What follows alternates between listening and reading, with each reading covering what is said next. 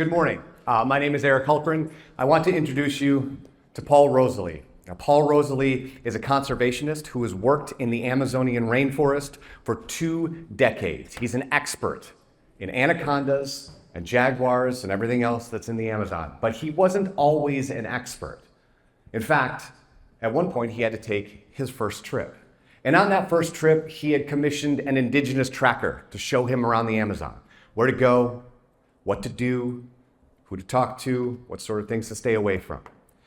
And they're walking through the Amazon forest and they come across a clearing where the foliage gives way and you can actually see the river. And very quickly, Paul notices something. He points out to the tracker, he says, "Hey, look, jaguar tracks." And the tracker gets really excited. He goes, "Paul, what else do you see?"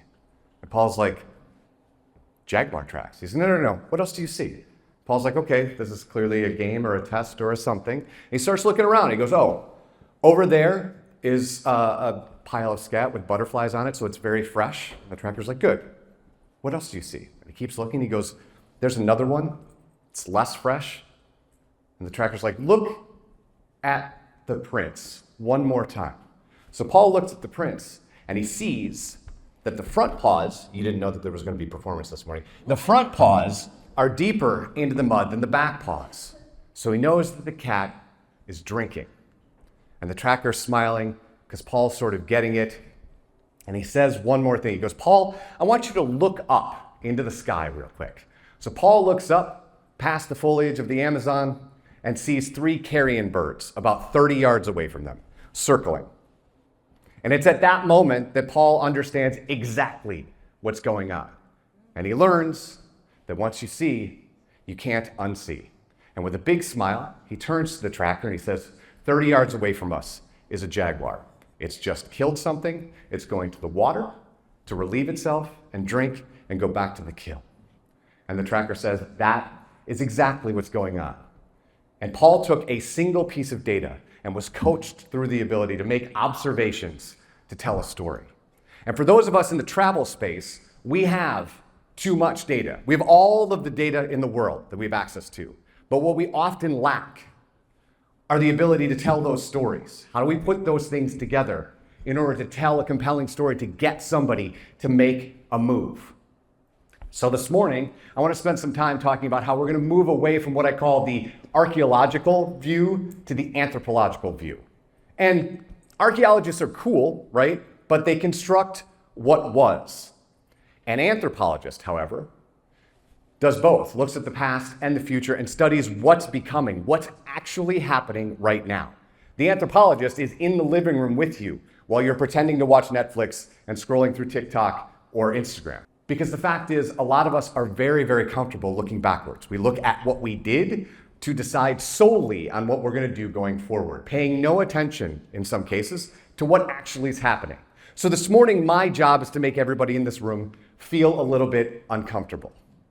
Because right now, there are a lot of things disrupting what we do for a living. Almost every day, there's a new one. Those disruptions can be gas prices. Those disruptions could be an airline going away permanently. Those disruptions could be Gen Z deciding they want to put their phones down when you just spent 10 years trying to figure out what a Gen Z actually is, right? Or it could be that our customers, our travelers, they don't want to use our website anymore. They just want to use something else. They would like to talk to Chat or Claude or Anthropic or any of those things, right? So what I want to do this morning is move away from focusing on what travelers say they want and talk about what they actually do when they get into our spaces. Because if we don't think about it that way, this is what our life feels like right now. So what I want to do is show you this morning how to take observations, points of data, if you will, and turn them into a story. And in order to do that, we have to talk about peanut butter and jelly sandwiches. And not just any peanut butter and jelly sandwich, the type of peanut butter and jelly sandwich where you want the idea of the peanut butter and jelly sandwich, but you lack the skill to make one.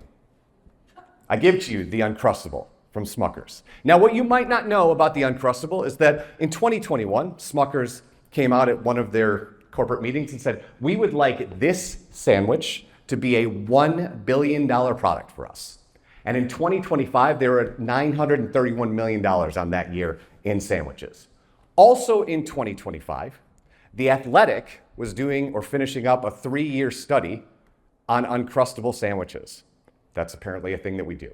So in that 3-year study, they discovered that in the NFL, the entire league eats about 80,000 sandwiches a season at least. Every single year, year in and year out. You can see, maybe not all the way in the back, but that the Denver Broncos really love Uncrustables. And that the Saints and the Bengals, maybe not so much. But at least 80,000 sandwiches a year, each and every season. Also in 25, this gentleman is creating a new product. He's got a product called Jams. This is an Uncrustable made for athletes. It has more protein, it has no high fructose corn syrup, and it has no seed oils.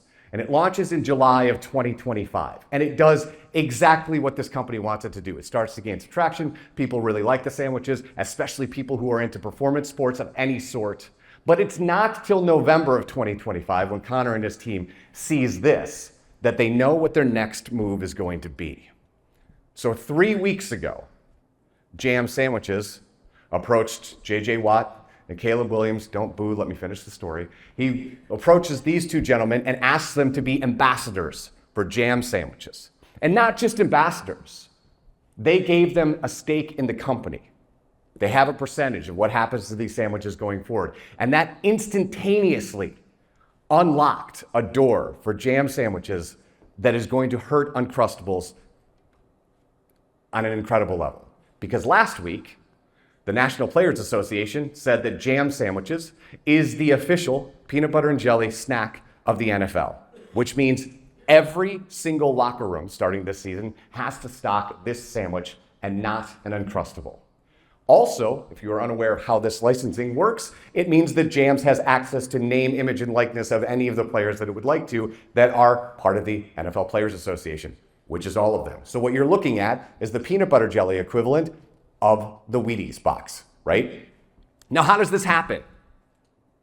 How do you have 80,000 of your product being consumed by one sport and this happens? Well, it's not a stretch to say that Smucker's might not be the most innovative company in the world, right?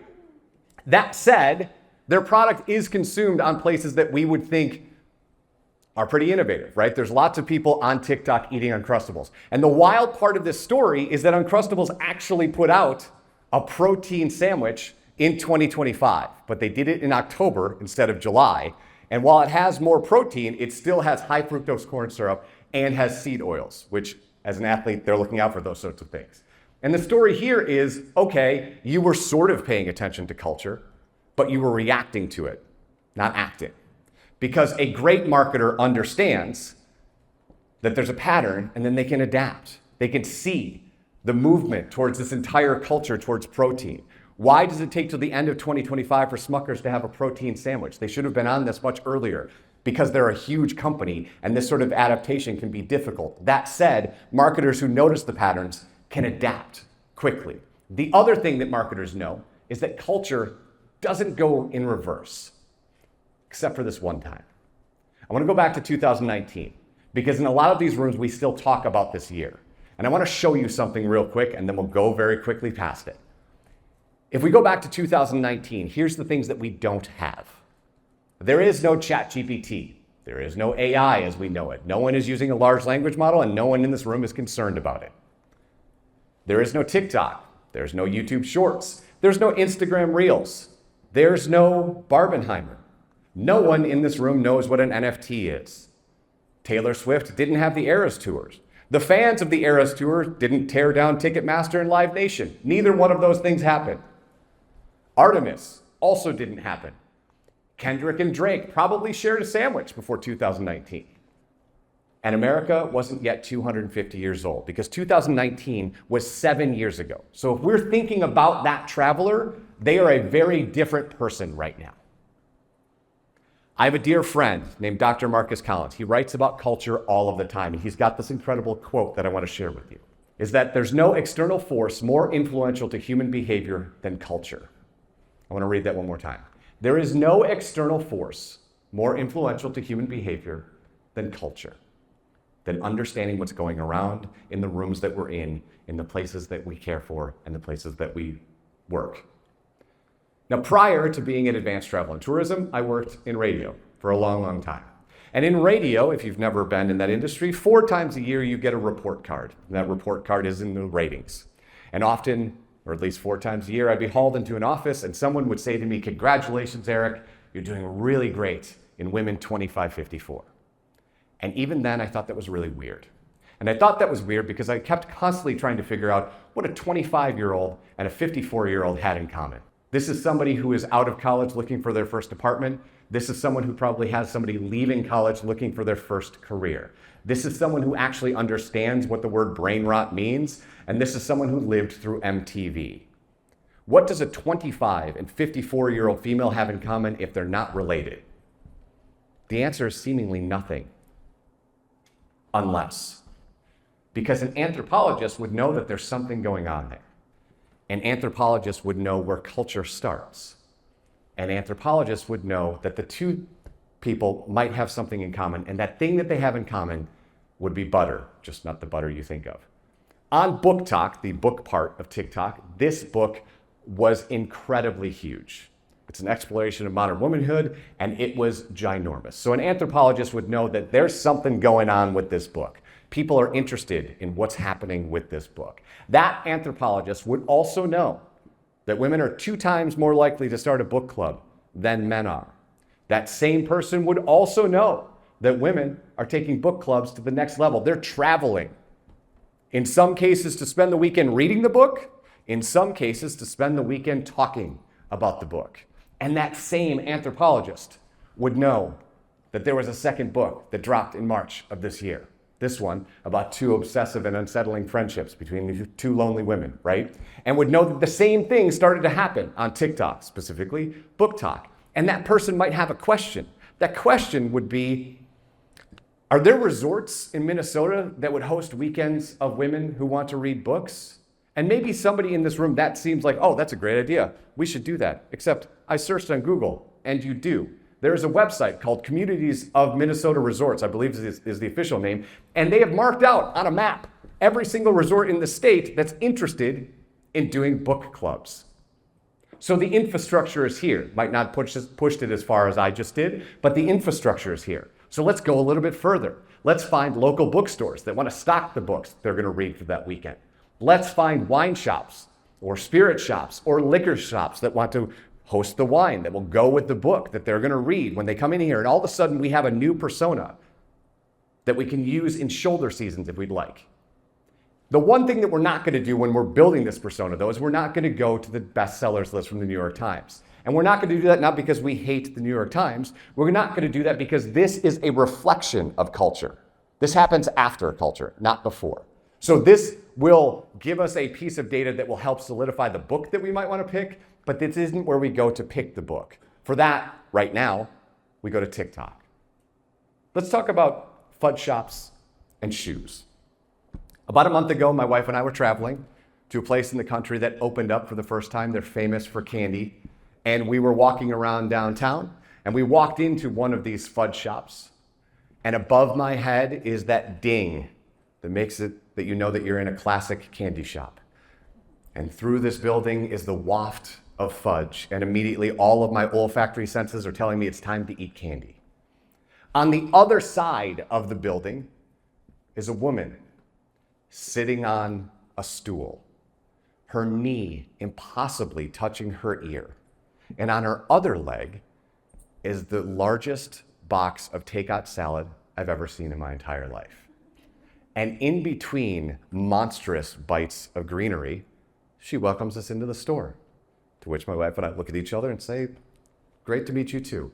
We wait a minute or two. She doesn't get up. She doesn't stop eating. She doesn't put the salad down. And my wife says to her, are you excited about this season? To which she says, no, and goes back to eating the salad. So we sit for another minute walking around this store. She still doesn't get up. She doesn't offer us any samples. And after about a minute or two, my wife and I look at each other and we bid her farewell and we walk across the street to another candy store and bought fudge there. That person was not interested in hospitality. That person was not interested in the culture of what happens in a fudge shop or even what happens when someone comes in and they're excited to be there and you're not. In order to find that, we have to go to New York in October 2025. But before I tell you this story, you need to understand something. I am married, and my wife has decided that she needs to see Hamilton 312 times before she dies. So, we are in New York to see Hamilton for her 9th time. Now, this one is special to her because if you know anything about Hamilton, this is Leslie Odom Jr., and he was in the original cast, and he was back for the 10-year anniversary, so this was a special trip for her, and she had a great time. It was an incredible performance. But the day before, we had nothing to do, so we went to Brooklyn. And while we were walking around, it's a Tuesday in Brooklyn, there's nothing really happening, we come across a shoe store, the John Fluvlog shoes. Now, if you don't know anything about John makes pieces of art that you put on your feet, and he's done it for just about every rock royalty you could think of, any artist you can think of, any actor, whatever. This is what he does. He understands the culture of shoes, and he makes these pieces of art and sells them to people. The store in Brooklyn looks like this, except for on this day, because the only two people who are in the store are Angie and I. And when we walk into the store, we are greeted by Harriet. Now, Harriet is not on her phone. In fact, it feels like Harriet is waiting for us to arrive in the store. And she says, hey, welcome, come on in. And we're looking around, and an appropriate amount of time passes, and she gets up and she says, hey, let's not look at any of the prices of the shoes today, because today we are playing dress up. Anything you see in this room, you may try on. You can take pictures for Instagram or Facebook or whatever you want to, and I'll just put them back. We don't need to buy anything today. We are just playing dress up. She goes back and she sits down. And my wife and I are looking around. My wife's looking at some shoes. She finds this pair of high heels. And on the toe of the high heels, it says, you look cute because I said so. So every time you walk in the mud or the snow or the rain, it's reflected back at you. That's the kind of store this is. So my wife says, Harriet, I love these shoes. I want to try these shoes on. And Harriet beams and says, absolutely, and runs back and arrives moments later with 3 boxes. Now, I have not shopped in shoe stores like this very often, but I did not think we were going to build the shoes. I figured it'd be 1 box. And it was 1 box. What Harriet does next is what made the whole trip. She sits down and my wife tries on the shoes and she goes, hey, I picked out some treats for you. Shoes that I think you will look amazing in and I know that you would have never picked up. And immediately my wife opens up a box and she picks out these boots and puts them on. I think she looks great. Harriet thinks she looks great. She's having the time of her life. And after an hour of doing this sort of thing, we bought a pair of shoes. But they aren't those shoes. They're these shoes. And when I'm buying these shoes, Harriet says, hey, where do you live? And I say, Michigan. She goes, okay, here's what we're going to do. I'm going to ship these to you. That way we can use Michigan taxes instead of New York taxes, and you don't have to take them on the plane. So that's amazing. And then she leans in conspiratorially, and she slides a card over to me. And she whispers in my ear, she says, if your wife wakes up tonight dreaming about those boots, this is all the information you need to order them off the website. And then she leans back and goes back to normal, and we walk out and go to Hamilton. One of these people, this was a job. To the other, her job was to play. Harriet was doing what the Japanese call omotenashi, this extreme hospitality. The way in which she knew when to get up and when to sit down. The way in which she could read my wife as if she was transparent and know exactly what shoes my wife would not pick and also love. What Harriet was doing was acting as an anthropologist. She was doing an ethnographic study, this long-term immersion to understand the community, their social behaviors, and most importantly, how long it takes for somebody to feel comfortable in a new space. They arrive in a new city. They arrive in a new hotel, in a new restaurant. How long before they understand what's going on there? That is what she's an expert at. And what she's doing can work in any space that we're doing tourism. It can work at an amusement park, at a gas station, at a hotel, at a national park, at a bar, at a restaurant. Because anywhere that the traveler is, the more immersed your team is with that culture, the better insulated you are to weather the changes, whatever those changes can be. Because if you work in tourism for a year or 2 years or 20 years, 200 years, when you've been doing this for a long time, a couple things start to creep in. You can feel like an expert in that you feel like you've seen it all and you know it all.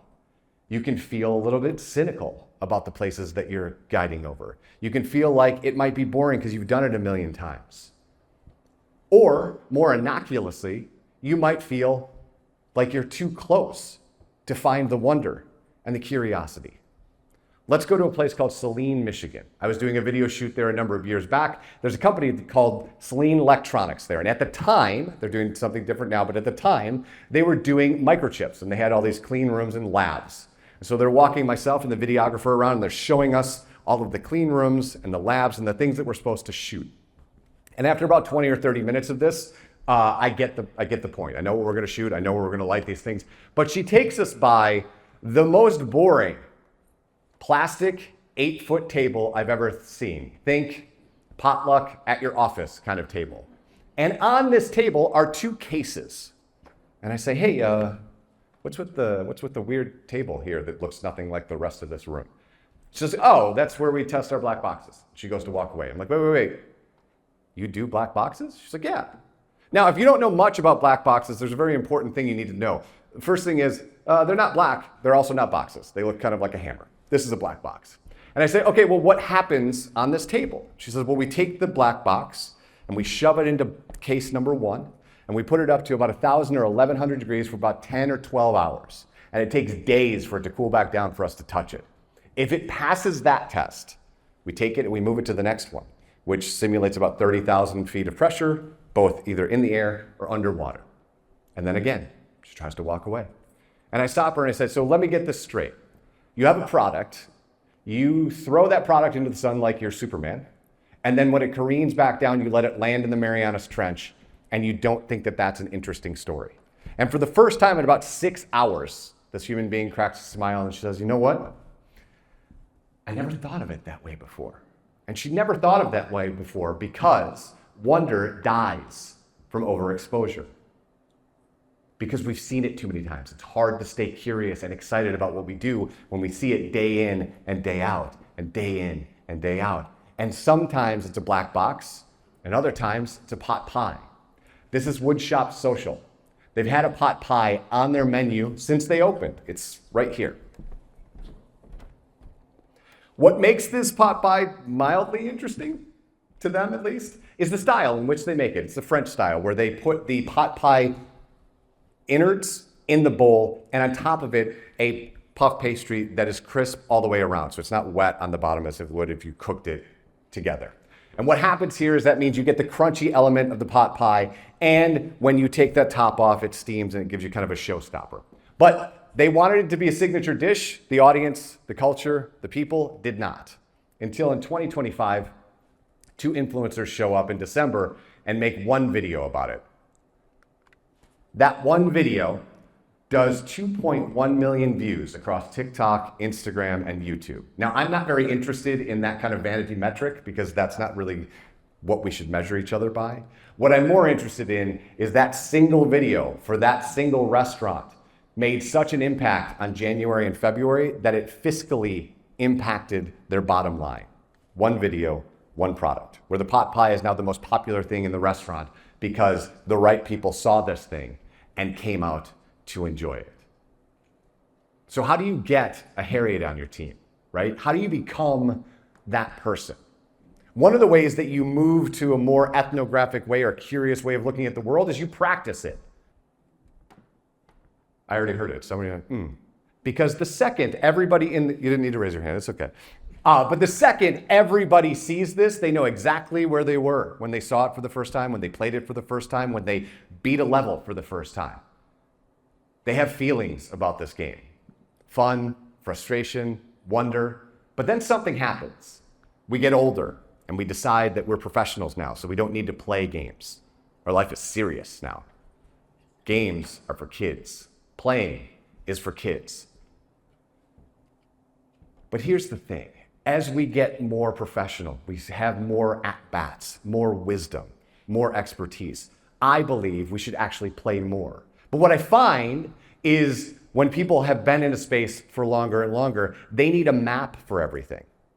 Where exactly are we going? How many clicks exactly is this campaign going to give me? How many views exactly am I going to get on TikTok? And it kills the wonder. It kills the curiosity. So instead, what if we used a compass? Just point me in a direction. right? Get me close to where we're supposed to be. It makes me less rigid. It allows me to adapt to changes in the environment and understand the people that are consuming that video or that blog post or the coloring book that you have on your table, right? Get me close. It doesn't have to be exact. I want to be in the space. I want to be less rigid. And I want to understand the difference between play and fun. Play is an exploration. It's innovation without an outcome. You don't know what's going to happen. If you think about kids, right, when they're playing make-believe, when does it end? Well, there's no end to it. It's when they run out of steam and want to go on to something else. It's not like the end scene. Play is the exploration. The reward of doing this play can be fun. And as I said, children do this all the time. They play to see their world around them, to make sense of it, to know where they are in that space, to understand in the culture of childdom where they are in it and how do they navigate through it. And organizations can lean into this by doing three things. The first thing is pick the compass, not the map, right? Be less rigid. Then be more curious about what's happening in your cultures, in your spaces, and use that curiosity to tell better stories, to get people to move, to get them to feel something. This is exactly what the tracker knew in the Amazon. He understood what observations needed to be done to tell that story about where the jaguar was and what the jaguar was doing. Harriet was doing the same thing in her space, creating a freedom and play in the space, making those observations and turning those observations into a movement. And for some, that movement would be a purchase of a pair of shoes. Could be a movement towards a destination. And if we're all lucky, it could be a movement towards a memory. But here's the thing. As we're in whatever this new era is, it's not going to be the organizations with the most data or even the most expertise that are going to understand what to do in these spaces. It's going to be the organizations that can see the things the others can't. And in many cases, it's because they're not looking. And the organization that can see what the others can't and tell better stories will make deeper connections. And when you make those deeper connections, the traveler comes and the traveler leaves. And more than likely, the traveler tells an amazing story about a donut they had this morning at a place that's world famous, right?